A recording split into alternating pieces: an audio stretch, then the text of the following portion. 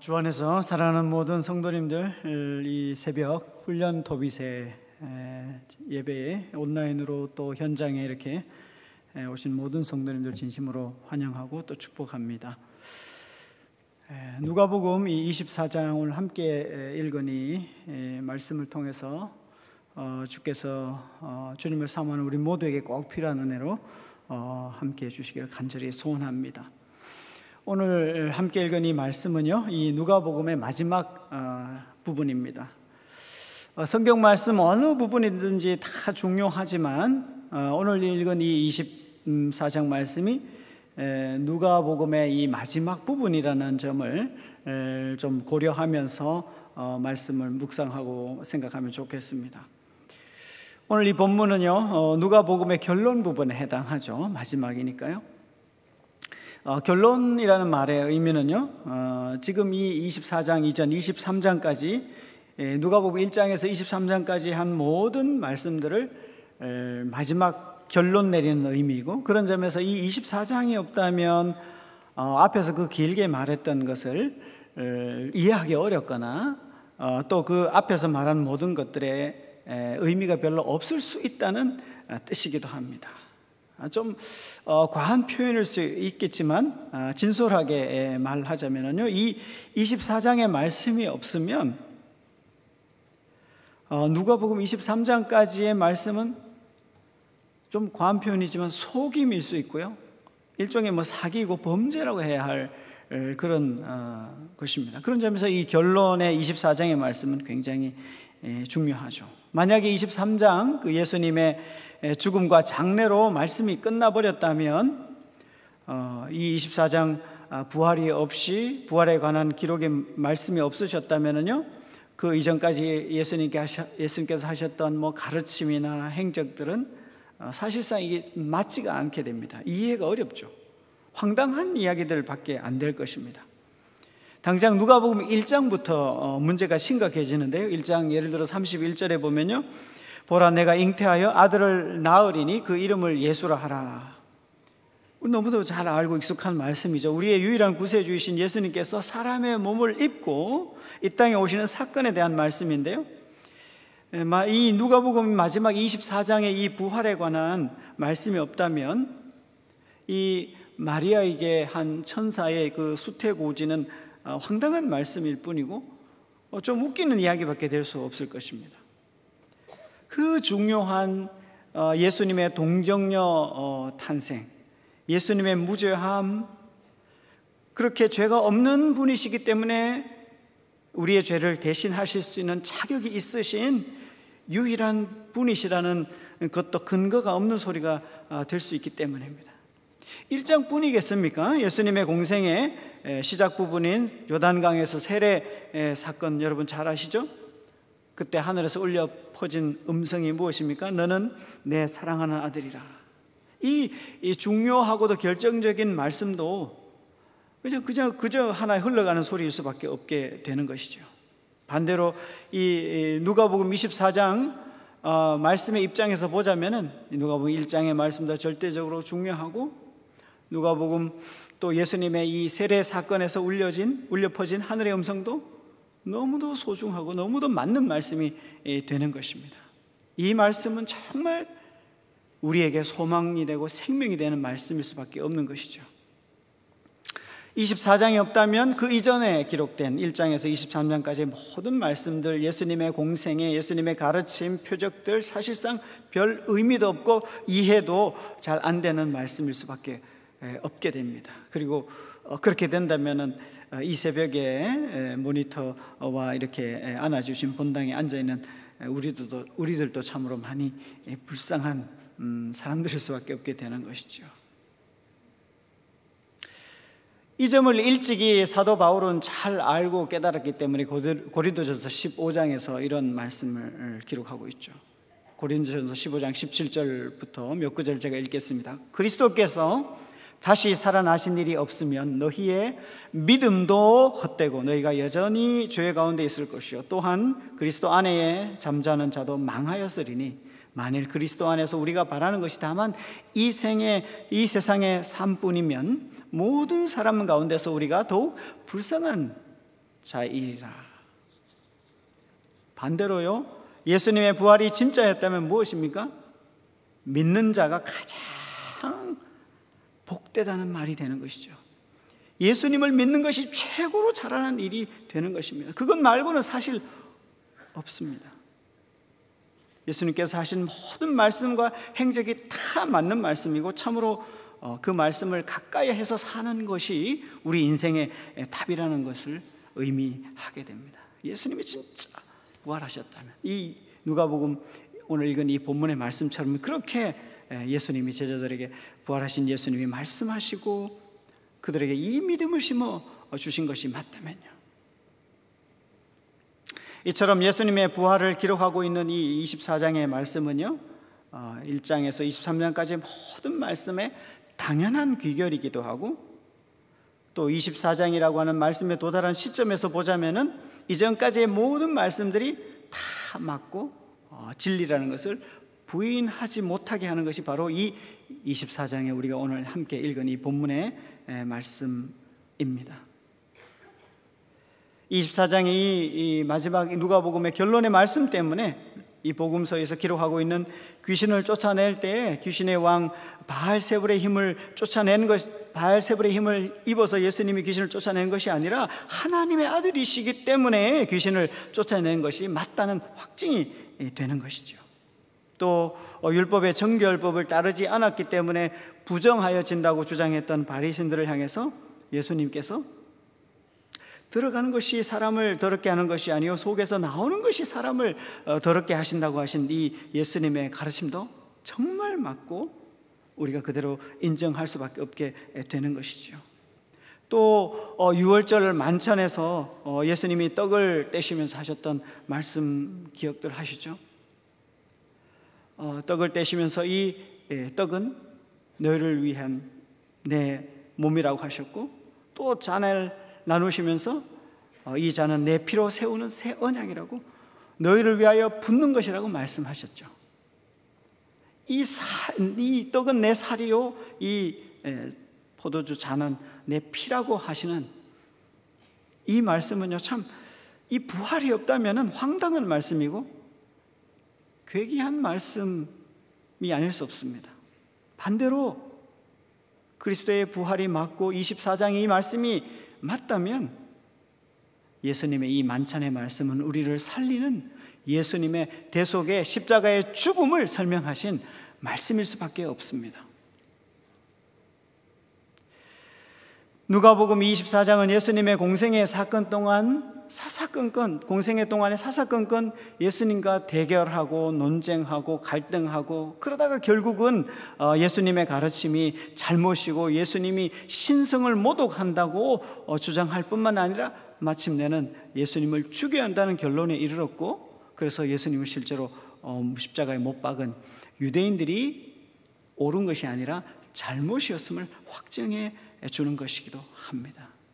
예수님을 미워하고 박해하고 죽이려 했던 그것이 미처 그때는 몰랐고 이해하지 않았을지라도요, 예수님을 공격하고 대결하고 했던 그들이 옳은 것이 아니라 힘없이 체포되고 십자가에 못 박히고 박해받고 죽으신 이 예수님이 옳다는 것을 확증해 주는 말씀이 되는 것이죠.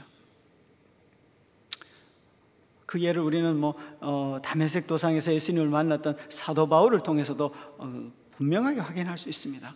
바울이 예수님을 만나기 전에는 어땠습니까? 교회를 박해하는 것이 그게 하나님을 잘 섬기는 것이라고 확신 가운데 거하면서 그렇게 했죠. 예수님을 만나고 나서, 부활하신 예수님을 만나고 나서는 정반대가 됐죠.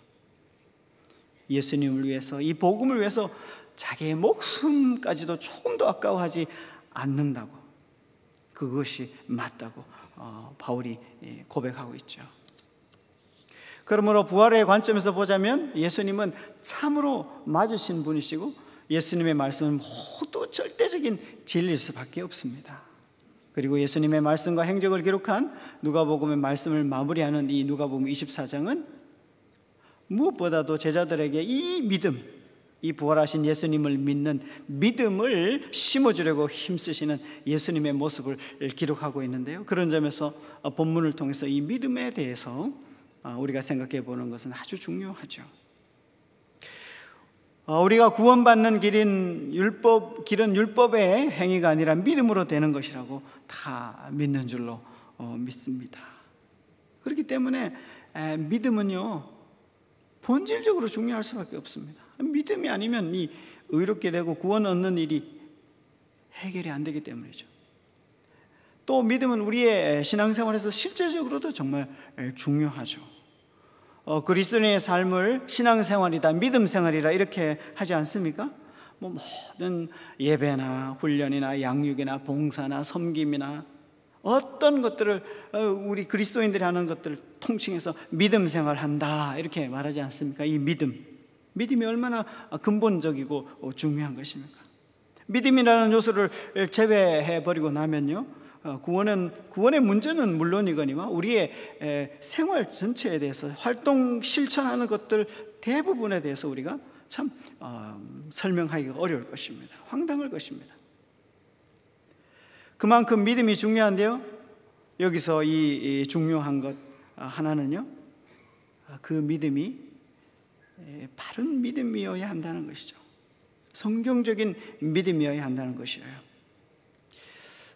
이것을 우리가 생각하게 할 수밖에 없는 이유는요, 이 믿음이라는 단어를 오늘 우리가 성경에서 읽은 대로, 성경이 말씀하는 대로만 믿음이라는 단어를 사용하고 있지 않기 때문에 그렇습니다. 성경이 말하는 믿음, 그 믿음과 좀 다른 믿음에 대해서 한번 생각해 본다면요, 이런 것이 있겠죠. 성경의 믿음, 성경적인 믿음이라는 것은 예를 들어서 무엇이든지 그냥 대체로 잘 믿어지는 어떤 개인적인 성향에 관한 것을 말하는 것이 아니라는 것을 먼저 생각해야 합니다. 또 어떤 반복되는 주장이나 주입된 견해로 인해서 생기는 착각이나 혹은 쇠뇌 같은 확신, 그런 것도 이 성경이 말하는 바른 믿음에 관한 것이 절대 아니죠. 예를 들면 북한의 주체 사상이라든지 이런 것들요. 또 잘 이해하기 힘든 어떤 불가사의한 현상이나 혹은 눈에 엄청나 보이는 업적 같은 거, 현실에서 실제로 힘을 발휘하는 어떤 권력이라든지 이런 것들과 관련되어 있는 것을 의미하는 것도 아닙니다. 성경이 말하는 바른 믿음이라는 것은요, 그죠? 아무리 오래된 전통이기 때문에 당연한 것이라고 믿어도, 또 그 어떤 과학으로도 설명이 어려운 초월적인 그런 현상이라 할지라도, 또 눈에 직접 보이는 아무리 대단한 것이라 할지라도 그것 자체만으로는 절대로 성경이 말하는 믿음을 보장하는 것이 아닙니다. 그런 믿음의 혼동, 믿음의 착각, 더 나아가서 그런 믿음의 이런저런 유혹의 경향이 있기 때문에 성경은 이것에 대해서 미리 잘 알고 있듯이 바른 믿음에 대해서 사실상 반대적인 설명을 하기를 아주 좋아합니다. 아시겠지만 어찌 보면 좀 어리석은 전략이기도 한데요, 성경은 믿음을 꺼져가는 등불에 비유하기도 하고요, 들릴락 말락 할까 하는 그 약하고 작은 소리로 설명하기도 하고요, 또 우리 담임 목사님 주일 설교 말씀처럼 모든 씨앗 중에 가장 작은 씨인 겨자씨에 비유하기도 합니다. 성경은 오히려 이 믿음을 고난받는 것, 죽는 것, 굶주리는 것, 이름 없이 나그네 되는 삶, 이런 것들과 연결지어서 설명을 하곤 합니다. 대표적으로 바울을 생각할 수 있고요, 순교한 많은 믿음의 선배들을 생각해 보면 금방 이해하실 수 있을 겁니다.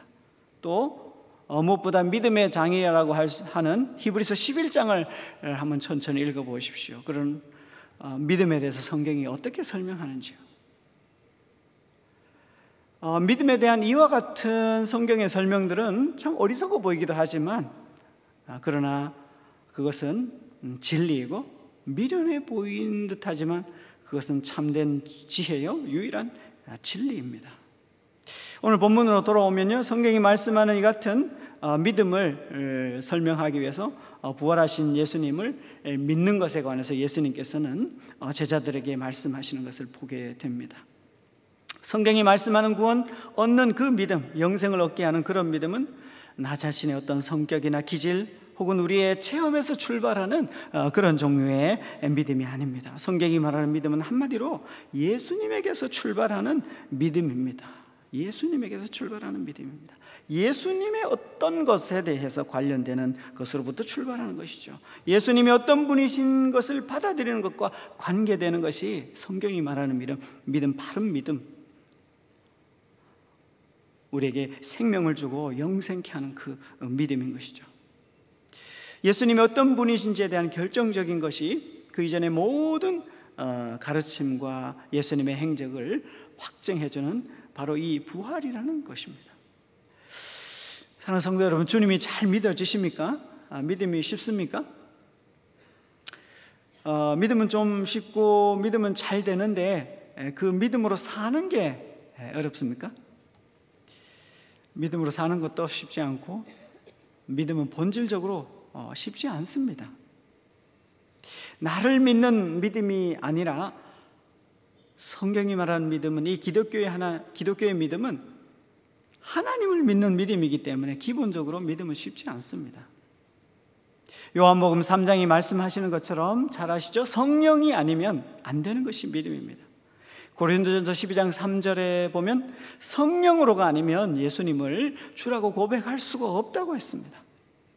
바른 믿음은 한두 번 어떤 대단한 체험을 하고 경험을 한다고 해서 그런 사건적인 믿음으로 그치는 것이 아닙니다. 살아계신 하나님, 인격적인 하나님, 시간을 들여서 함께 동행하면서 알아가는 과정이 필요한 그런 과정적 믿음입니다. 인격적인 믿음이기 때문에 시간이 필요하고 관계가 필요하고 깊은 교제가 필요한 것이 살아있는 하나님을 믿는 성경이 말하는 이 믿음이지요. 더욱이 그 하나님은 이사야 55장 9절 말씀처럼요, 하늘이 땅보다 높음같이 내 길은 너희의 길보다 높으며 내 생각은 너희의 생각보다 높음이라는 이런 말씀을 생각해 보면요, 우리의 차원보다 높은 분, 높아도 보통 높은 것이 아니라 대단하시고 진리시고 유일하신 그분과 교제하고 그분을 알아가고 그분을 따라가는 것에 관한 것이 성경이 말하는 믿음인 것이지요. 그래서 성경에 하나님을 믿는 바른 믿음을 위해서는 40년이라는 반복되는 광야의 시간이 필요하기도 했고, 또 반복되는 타락과 회개와 구원을 경험했던 사사시대와 같은 그런 실제적인 삶의 현장에서 믿음이 설명되어져야 할 필요가 있는 것이 바로 성경이 말하는 그런 믿음입니다. 이 믿음에는요, 어떤 사건적인 명사적인 요소만 있는 것이 아니라 이 성경의 믿음에는 동사적인 요소도 있어야 하는 것입니다.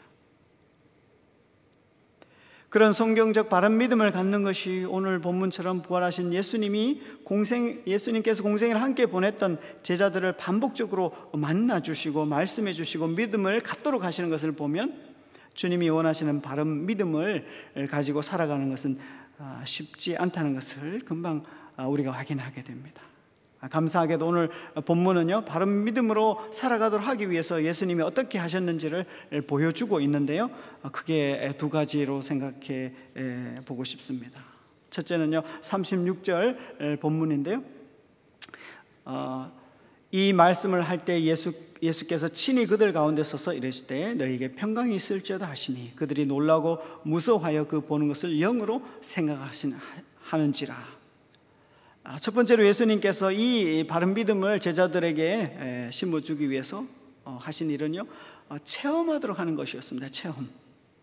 부활하신 예수님을 두 눈앞에서 지금 보고 있는데 제자들 앞에 예수님이 나타나셨죠.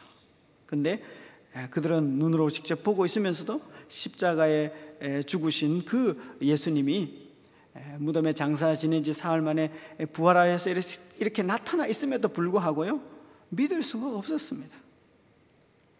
예수님이 다시 살아날 것을 이미 여러 번 십자가에 죽기 이전에도 말씀하셨고, 예수님이 부활하신 것을 보았다는 사람들의 말도 이미 들었습니다. 그리고 그 예수님이 눈앞에 실제로 지금 나타나서 계십니다. 그런데도 그들은 영인가 생각하고 있는 것이죠. 성경적인 바른 믿음, 예수님이 죽으셨고 부활하셨다고 하는 그런 믿음을 갖는 것은요, 이렇게 직접 체험하고 있음에도 불구하고 쉽지 않은 것입니다. 이런 제자들의 믿음에 대해서 예수님이 말씀하시죠. 38절입니다. 예수께서 이르시되 어찌하여 두려워하며 어찌하여 마음에 의심이 일어나느냐. 그렇게 부활하신 예수님을 믿는 믿음을 갖기 힘들어하는 제자들에게 예수님은 거기에서 그치지 않으시고 바른 믿음을 갖도록 하기 위해서 죽음을 이기시고 부활하신 이 그들로서는 상상하지 못했던 이것이 실제임을 믿도록 하기 위해서 계속해서 대화를 해 주시죠. 39절입니다. 내 손과 발을 보고 나인 줄 알라. 또 나를 만져보라. 영과 살은 뼈가 없어되 너희 보는 바와 같이 나는 있느니라. 그리고 손과 발을 보이시죠.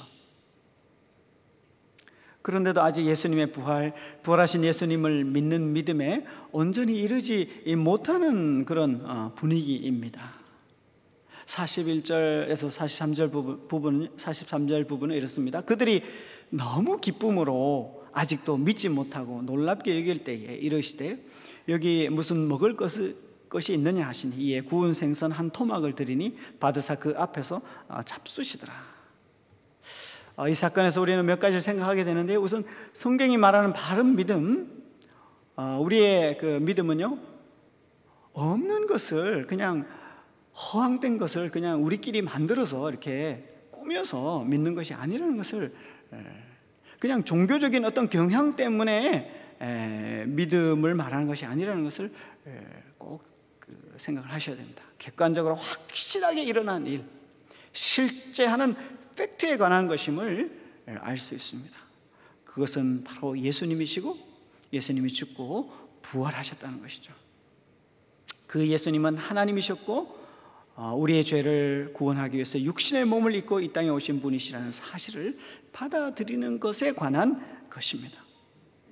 그런데 아무리 눈에 보이고 실제 하는 것이라 할지라도 우리가 원하는 것이 아니거나 기대할 수 있는 것도 아닌 것을 믿는 것은요, 쉽지 않습니다.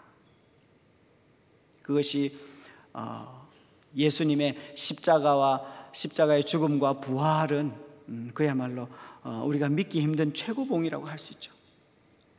예수님이 나의 죄를 대신하여 죽으심으로써 하나님의 진노와 이 심판으로부터 용서받게 하셨고, 그 예수님 안에서 하나님의 생명, 영원한 생명을 얻는다는 이것은요, 우리의 기대나 생각이나 논리와는 매우 다른 것입니다. 그러니까 눈앞에 보여도 받아들이기 쉽지 않은 것이 당연한 것이죠. 그런데 다행히도 예수님은 이런 우리의 모습을 잘 아시고 믿음에 이르도록 하기 위해서 체험 교육을 반복해 주십니다. 오늘 본문에서 확인할 수 있죠. 믿음에 이르도록 믿음의 과정을 이끌어 주시는 예수님의 모습을 보게 됩니다. 그들 가운데 나타나 주십니다. 손과 발을 보여주십니다. 또 그 다음 직접 만져보라고 하십니다. 우리가 꿈인가 생신가 할 때 꼬집어보라고 말하듯이 직접 만져보라고 하십니다. 그러고도 안 되니까 먹을 것이 있는지 달라 하셔서 그 앞에서 직접 그들 앞에서 식사를 하십니다. 이 36절 오늘 본문에 시작할 때 이 말을 할 때라고 기록되어 있는데요, 이것은 엠마오로 내려가던 두 제자가 예수님을 만났고 말씀도 나눴고 부활하신 예수님이신 것을 알아보았고, 그 예수님이 말씀하실 때 가슴이 뜨거워지는 것을 체험했고 경험했던 그 제자들이 바로 지금 그들의 체험을 나누고 있는 상황을 말하는 것이죠. 여러분 어떻습니까? 이 정도면 정말 모든 것을 버려두고 무조건 달려가서 주님을 믿을 수밖에 없지 않을까요? 우리가 그 자리에 있지 않았으니 확답하기는 참 조심스럽지만요, 본문에 등장하는 제자들은 특별히 의심이 많거나 특별히 믿지 못하는 사람들이라고 그렇게 볼 수 없죠. 우리 같으면 한 번만이라도 보여주시면 정말 완전히 믿겠습니다. 영원히 변하지 않겠습니다. 우리는 그들과 달리 잘 믿는 사람들입니다. 이런 식으로 마음의 생각이 들 수도 있겠지만은요, 본문에 나오는 제자들의 그 믿기 힘들어하는 모습을 함부로 우리가 깔보기는 어려울 것 같습니다. 아니, 본질적으로 다를 바가 없는 것이 우리의 모습입니다. 생각보다 우리가 믿는 것과 체험하는 것과의 관계가 그렇게 간단하지는 않습니다. 아무리 해도 믿지 않는 경우를 일컫는 속담이 있지 않습니까? 뭐죠? 콩으로 메주를 만들어도 믿지 않는다는 말, 이런 거 아시죠? 메주는 콩으로 만드는 것이죠. 근데 콩으로 메주를 만들었는데도 그것을 믿지 않고 보는데도 믿지 못하는 거죠. 그렇게 당연한 것을 보여주어도 보여준다고 하여서, 체험한다고 해서 그것을 믿는다고 반드시 그렇게 쉽게 연결할 수는 없는 것이죠. 일반적으로 체험은 참 중요합니다. 매우 의미가 있습니다. 그러나 체험으로 부활의 예수님을 완전히 믿는 것도 그렇게 쉬운 것은 아니죠. 그럼에도 불구하고 이 본문에서 이렇게 예수님, 부활하신 예수님을 체험한 사건을 기록한 것은 너무 중요합니다. 우리가 이 본문의 상황을 다시 체험할 수 있어서가 아니라 그럴 수도 없고 사실은 그럴 필요도 전혀 없습니다. 본문에 나온 제자들이 직접 체험했다면 사실은 그것으로 충분합니다. 그것으로 진실의 문제, 팩트 체크는 끝난 것입니다. 본문에 기록된 이 체험이 지금 우리에게 반복될 수 있다거나 반복되어야 한다는 것을 가르치고자 하지 않습니다. 체험이 모든 문제의 해결이 아니기도 하거니와 본문에 기록되어 있는 체험만으로도 우리에게는 사실 충분하기 때문에, 그것이 실제 있었던 일이라면 충분합니다. 그리고 그것을 체험한 사람들의 증언만으로도 충분합니다. 우리가 직접 체험해 본들 그 이상을 넘어설 수도 없습니다. 성경이 말하는 이 바른 믿음을 설명하기 위해서 오늘 본문에서 예수님은요, 두 번째로 성경 말씀을 잘 설명해 주시는 것으로 이 제자들에게 이 놀라운 부활하신 예수님이, 부활하신 그 예수님이라는 것을, 그 믿음을 심어주고 있습니다. 44절 보겠습니다. 또 이르시되 내가 너희와 함께 있을 때에 너희에게 말한 바 곧 모세의 율법과 선지자의 글과 시편에 나를 가르쳐 기록된 모든 것이 이루어져야 하리라 한 말이 이것이라 하시고, 이에 그들의 마음을 열어 성경을 깨닫게 하시고, 또 이르시되 이같이 그리스도가 고난을 받고 제3일에 죽은 자 가운데서 살아날 것과 또 그의 이름으로 죄 사함을 받게 하는 회개가 예루살렘에서 시작하여 모든 족속에게 전파될 것이 기록되었으니. 본문의 의미를 잘 이해하기 위해서 한 가지 생각해야 되는 좀 표현이 있는데요, 44절에 이루어져야 하리라, 이런 표현이 있죠. 이 표현은요, 누가복음 2장 49절에 이제 처음 등장하고 누가복음 안에서 또 복음서에서 이렇게 몇 번 반복이 되는데요, 특히 예수님의 순환을 예고하는 9장 22절이나 17장 25절이나 22장 37절 등에서 반복하여 사용되는 이 표현입니다. 이것은요, 구약에서 하나님께서 하신 말씀이기 때문에 반드시 이루어져야 한다는 그런 뜻을 표현하는 표현 방법입니다. 그런데 이 표현을 예수님은요, 자기 자신에게 적용하셨죠. 어떻게 이해하고 있는 겁니까? 예수님은 결국 구약에서 하나님 아버지께서 뜻하신 대로 사는 것이 맞고, 그래서 고난과 십자가의 길을 가셨고 부활하셨다는 것을 드러내주는 표현인 것이지요. 예수님의 생애가 어떠한 것인지를 결정적으로 설명해주는 역할을 하는 표현입니다. 이 때문에 44절은 모세의 율법과 선지자의 글과 시편, 뭐죠? 구약을 통해서 자신의 죽음과 부활을, 고난받고 죽고 부활하심으로써 하나님이 약속하셨던, 아브라함을 부르셨던, 다윗을 부르셨던 그 구원을 이루어내시는 것이 맞다는 것을 예수님은 설명해 주고 있는 것이죠. 구약의 하나님의 말씀을 통해 자신의 생애와 죽음을, 부활을 설명하시면서 그 말씀에 근거해서 자신에게 일어난 사실들을 제자들로 하여금 받아들이도록 지금 돕고 있는 것입니다. 그렇게 하여서 제자들은 자신의 생각이나 자신의 세계를 넘어서서 우리의 생각, 자신들의 세계 속에서는 죽은 자의 부활은, 예수님이 하셨던 모든 공생애와 그의 말씀은 그대로 받아들일 수 없는 것이었죠. 그런데 이 예수님, 부활하신 예수님의 이 말씀을 들으면서, 이 설명을 들으면서 자신들의 세계를 넘어서서 하나님의 세계, 하나님의 방식, 하나님이 일으키신 예수 그리스도의 부활을 사실로 뿐만 아니라 마음으로도 받아들이게 된 것입니다. 여러분, 정말 예수님의 죽음과 부활이 사실이라면, 사실을 믿죠? 사실이라면 정말 얼마나 놀랍습니까? 사실이기 때문에 참으로 놀라운 것이죠.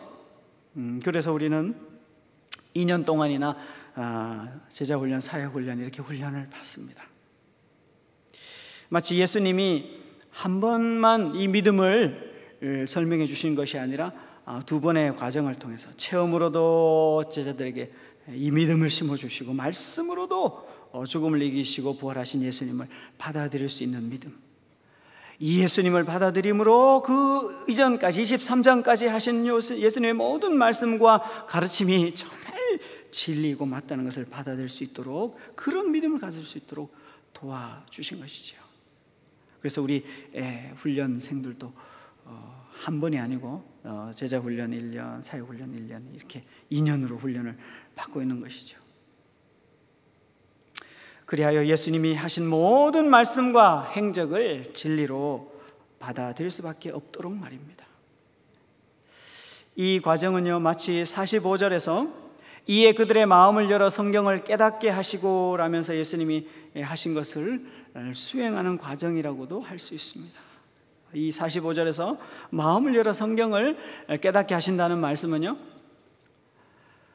사람이 기본적으로 갖고 있는 자신들의 생각과 거기에 거슬리고 반대되는 그런 상태에 있는 우리들에게 하나님께서 하나님의 말씀을 통해서 하나님의 말씀의 의미가 무엇인지를 가르쳐 주시고, 성경의 말씀이 이렇구나 하는 것을 받아들이는 그 과정, 그래서 우리의 생각이 맞는 것이 아니라 하나님의 생각이 맞구나 하는 것을 받아들이는 것을 의미합니다.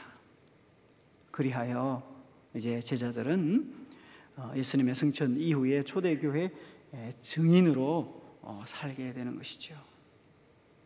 여러분, 여기에 세상이 줄 수 없는 기쁨이 있습니다. 하나님을 향한 막아도 막아지지 않은 터져나오는 찬양이 있습니다. 누가복음은요 1장 2장 이 초반부에서 비천한 자를 돌아보신 하나님을 인해서 하나님 때문에 기뻐하고 찬양하는 것으로 시작을 하는데요,